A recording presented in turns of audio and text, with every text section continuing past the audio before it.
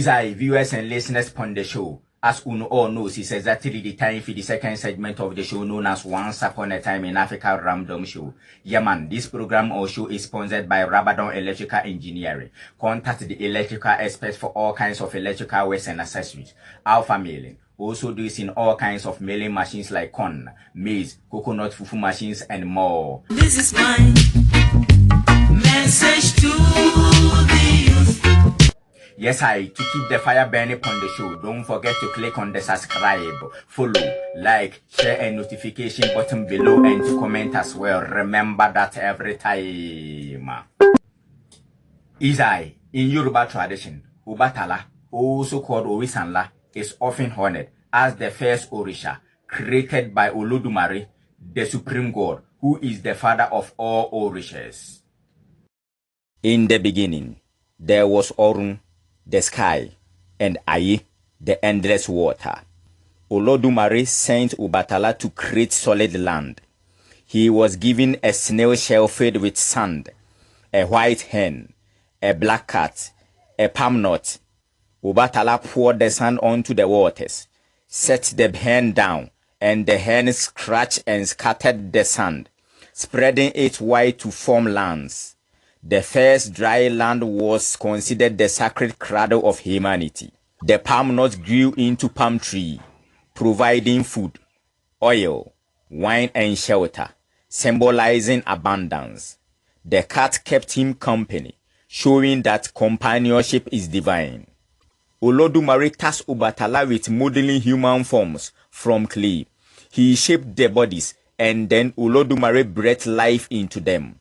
But once, Obàtálá drank too much palm wine and became drunk while modeling humans.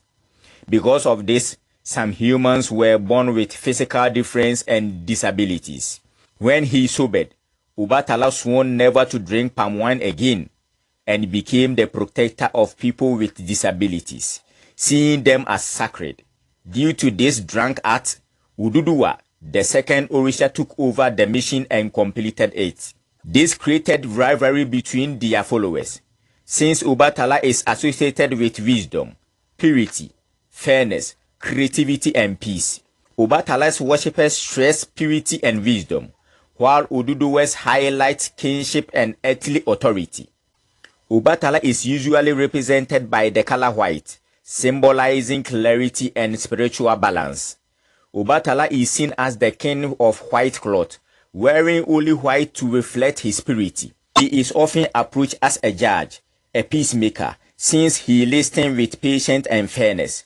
His energy is cool, calm, and balancing, and is the opposite of hot-tempered Orisa like Sango, tender and lightning god. Symbolically, the color white and white bears represent purity, snail represents gentleness, elephant represents strength with calm, staff of silver or white metal represents rule and judgment. Foods offered to Obàtálá are snails. Their slime is seen as cooling and calming.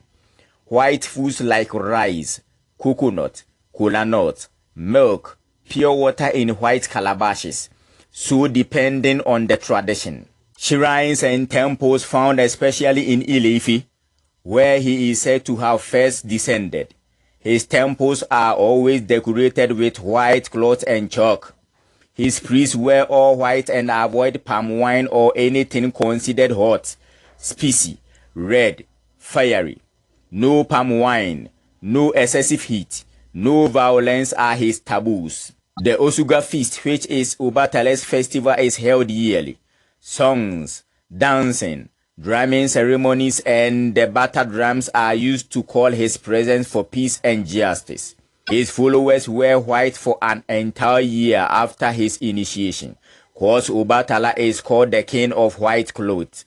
In the diaspora, after the transatlantic slave trade, Cuba Santeria or Lucumí tradition, and Catholicism, Obàtálá is equally with Our Lady of Mercury. In Brazilian Candomblé, he is called Obàtálá, associated with Sunday and the color white. Celebrated especially in Salvador, Bahia, where thousands of devotees dress in white, watch the steps of churches, and offered flowers and food to him. Obàtálá is linked with peace, creation, and spiritual authority. In other places like Haiti, Trinidad, USA, and etc. voodoos, he is connected with Dambala, the great serpent of creation.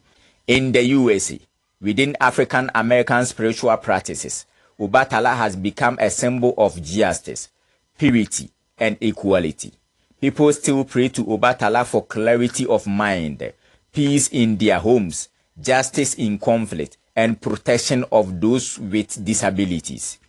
His worship always emphasizes coolness, patience, purity, and calm spirit that balance fiery energies in life.